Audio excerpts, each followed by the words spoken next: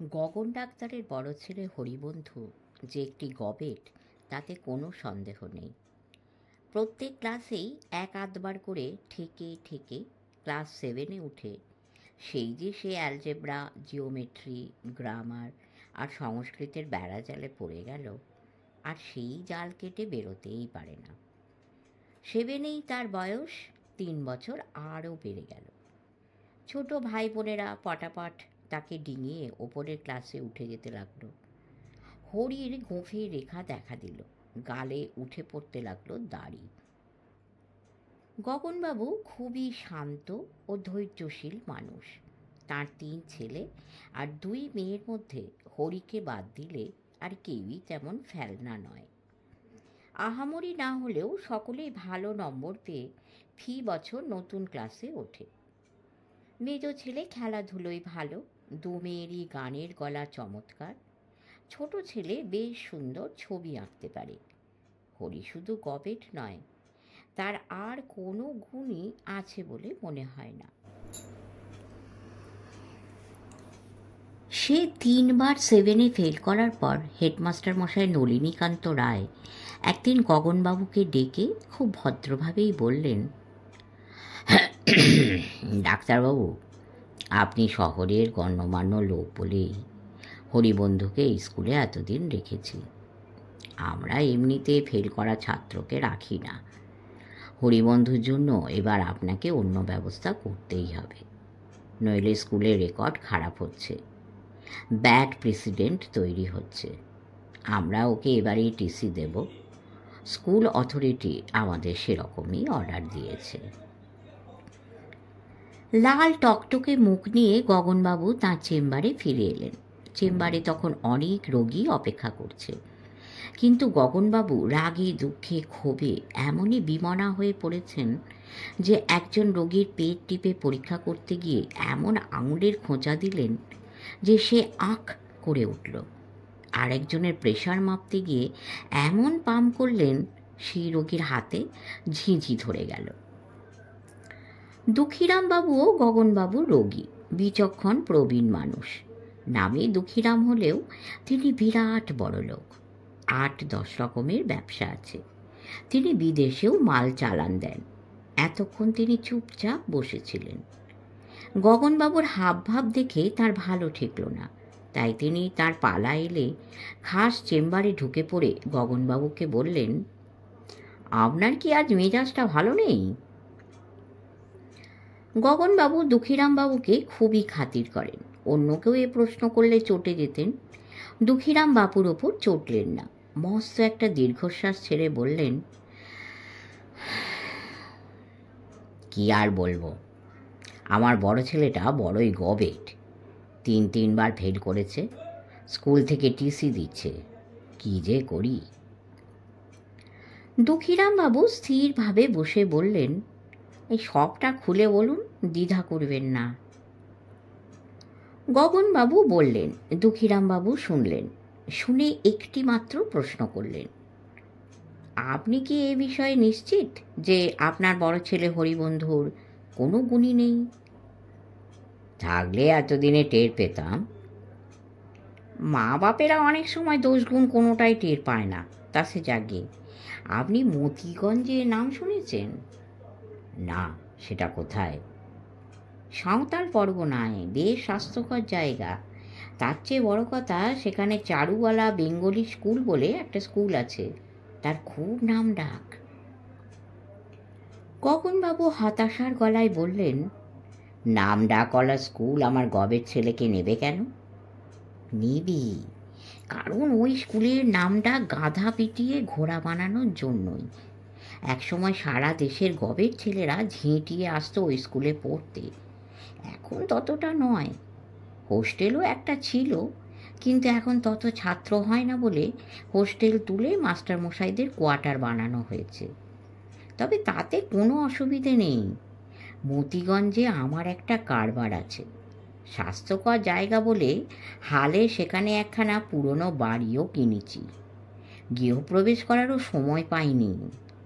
আপনার ছেলে দিব্যি সেই বাড়িতে থাকতে পারবে, দারোয়ান আছে, সে দেখাশোনা করবে।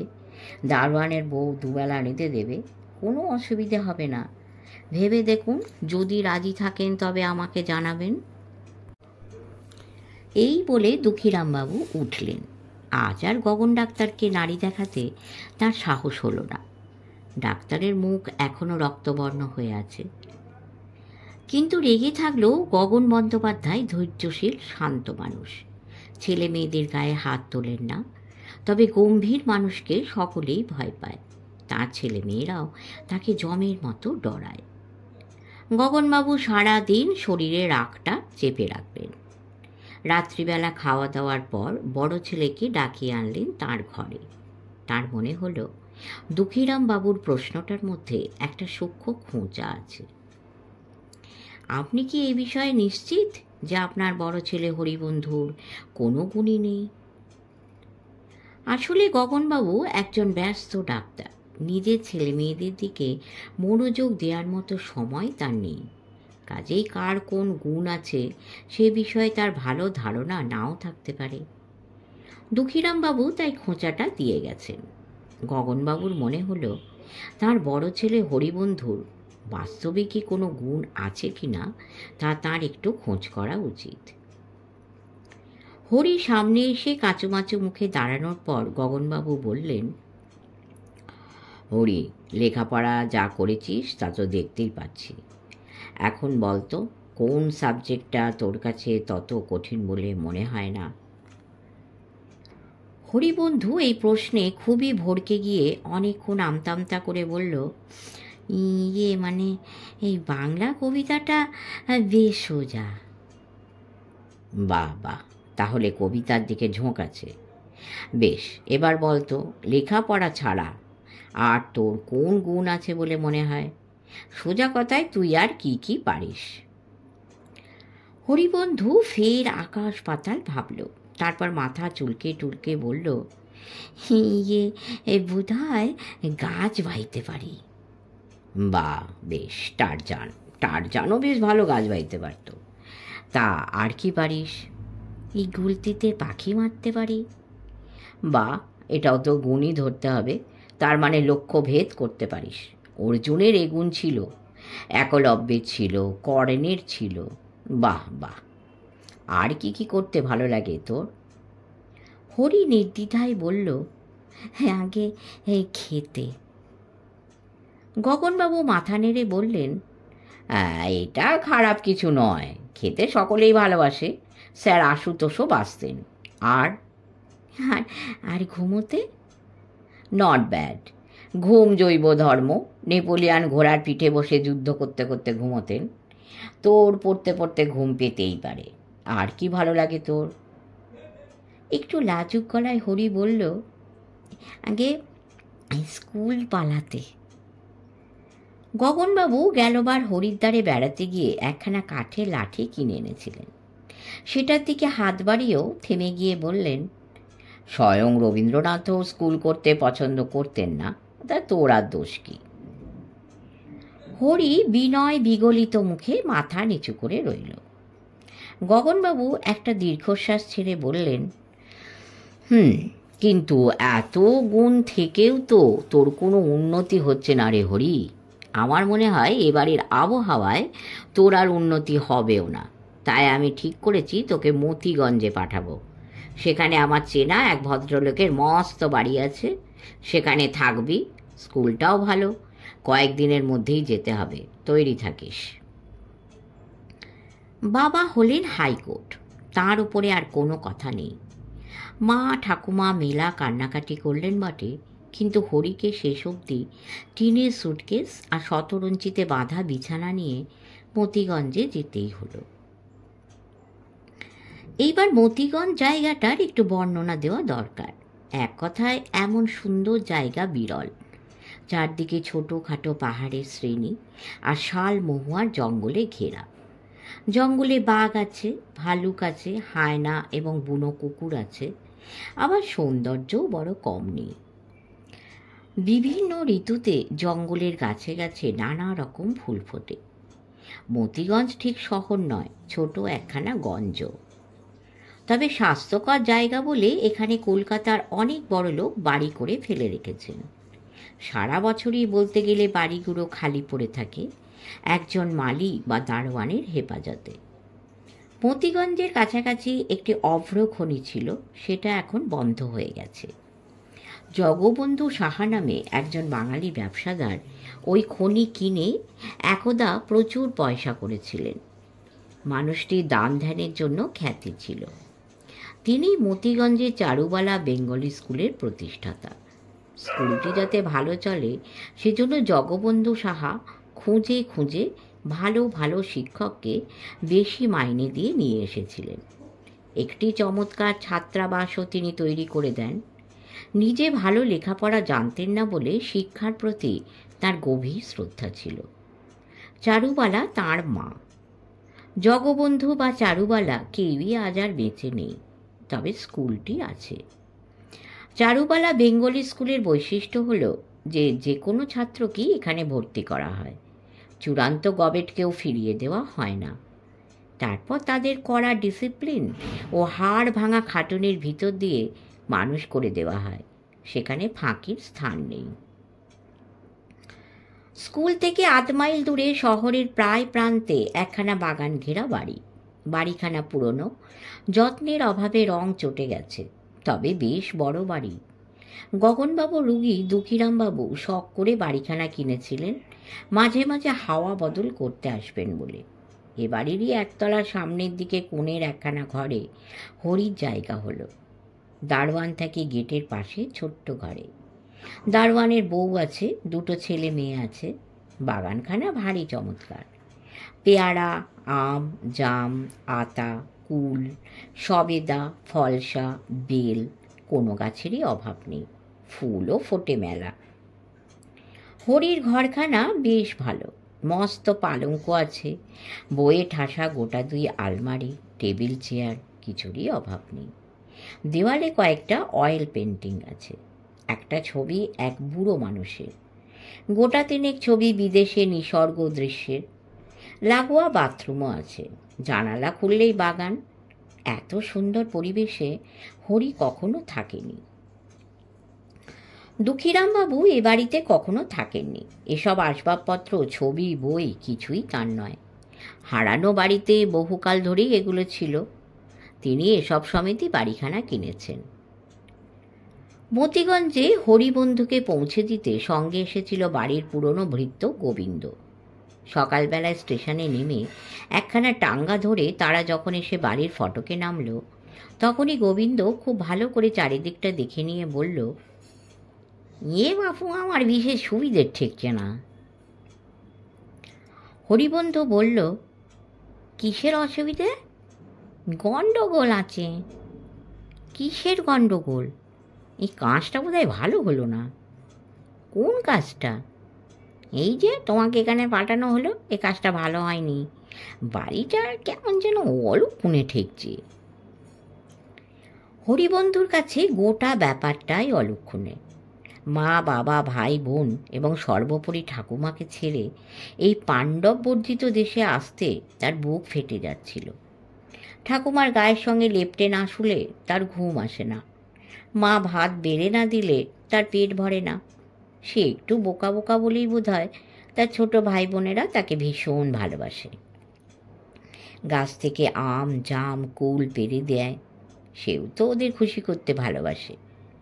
গাছকে মাটি থেকে উপড়ে ফেললে গাছের যেমন অনুভূতি হয় তা হরি জানে না বটে, কিন্তু চলে আসার সময় তার মনে হচ্ছিল তাকে কেউ যেন মাটি থেকে শিকড় সমেত উপড়ে ফেলছে। এই যাত্রায় তার শেষ যাত্রা। বাড়ি থেকে তো একরকম তাড়িয়েই দিল তাকে, সে কি আর ফিরে যেতে পারবে কোনো দিন? যাই হোক, বাক্স বিছানা নিয়ে নামতেই একজন গম্ভীর মতো দারোয়ান এসে বিনা প্রশ্নে ফটক খুলে দিল। একটিও কথা না বলে সে গটগট করে হেঁটে গিয়ে নিচু তলার একখানা ঘর খুলে দিয়ে চলে গেল। তার হাবভাব থেকে হরির একটু কেমন কেমন লাগছিল। ঠিক যেন মানুষ নয়, যন্ত্র মানব। ভাবলে শিন পাথুরে মুখ, বিশাল মজবুত চেহারার এই লোকটাই যে এখানে তার খবরদারি করবে, এটা ভেবে তার মনটা কিন্তু কিন্তু করতেই লাগলো। দারোয়ান যেমনই হোক, ঘরখানা কিন্তু ভালো, বেশ খোলামেলা। জানলা খুললেই সবুজ গাছপালা আর বাগান দেখা যায়। জানলা বেয়ে ঝেঁপে উঠেছে বোগেনভেলিয়ার পুষ্পিত ডালপালা। ঘরে বেশ আলো হাওয়া আছে। গোবিন্দ খুব খুঁতখুঁতে চোখে চারদিকটা দেখে নিল। ভিতর দিককার দুখানা বন্ধ দরজা ঠেলে ঠুলে দেখল। জানলার পাল্লা, গ্রিল, দরজার কাঠ পরীক্ষা করল। বাথরুমে ঢুকে সব কিছু খুঁটিয়ে দেখে নিল। তারপর বলল, এই বাড়িখানা পুরনো হলেও মজবুত, ব্যবস্থা যা দেখছি ভালোই। তবে বলছি বাপু, এ বাড়ি আমার ভালো ঠেকছে না। হরি মন খারাপ করে জানলার ধারে বসে বাইরের দিকে চেয়েছিল। বাড়ির কথা ভেবে তার দু চোখ ভরে জল আসছে। গোবিন্দর কথা তার কানেও গেল না। দুঃখীরামবাবু একখানা চিঠি দিয়ে দিয়েছেন। সেখানা নিয়ে আজই স্কুলে গিয়ে হেডমাস্টার মশাইয়ের সঙ্গে দেখা করতে হবে। আজই স্কুলে ভর্তি করে নেওয়া হবে তাকে। তারপর এখানে থেকে তাকে যাতায়াত করতে হবে। কতকাল কে জানে। গোবিন্দ তার অবস্থা দেখে একটা দীর্ঘশ্বাস ফেলে বলল, ভেবে আর কি করবে বলো, আজ আবার স্কুলে যেতে হবে। চান টান করে তৈরি হও, আমি একটু দেখি গিয়ে বেটা পেঁচা মুখো দারোয়ানটা রান্নাবান্নার কি বিলি ব্যবস্থা করলো। হরি চোখে জল মুছে উঠল এবং স্কুলে যাওয়ার জন্য তৈরি হতে লাগলো। ফলে কাল সকালের গাড়িতে গোবিন্দদাও ফিরে যাবে। তারপর সে একদম একা। ভাবতেই বুকটা হাহাকার করে উঠল তার। ফটকের পাশেই আউট হাউস, সেখানে দারোয়ান যোগুরাম থাকে। গোবিন্দ গিয়ে খুব তেজি গলায় ডাকল, এই যোগুরাম, বলি যোগু আছিস নাকি রে? দরজা খুলে বিশাল চেহারা যোগুরাম দেখা দিল। চোখে রক্ত জল করা দৃষ্টি। সেই সাংঘাতিক চোখে সে গোবিন্দকে নীরবে নিরীক্ষণ করতে লাগলো। গোবিন্দর গলা 3 পর্দা নেমে গেল হঠাৎ। বিকলিত একটু হেসে বলল, ইয়ে যোগু ভায়া, আপনার কথাই হচ্ছিল এতক্ষণ। তাই খাবার টাবার কিছু মিলেগা? এই ধরো চারটি ভাত, একটু ডাল। যোগুরাম সেই রকমই নিষ্কম্প চোখে একটুক্ষণ তাকিয়ে থেকে খুবই মৃদুস্বরে বলল, মিলেগা। হে তথাস্তু বলে গোবিন্দ পালিয়ে বাঁচল।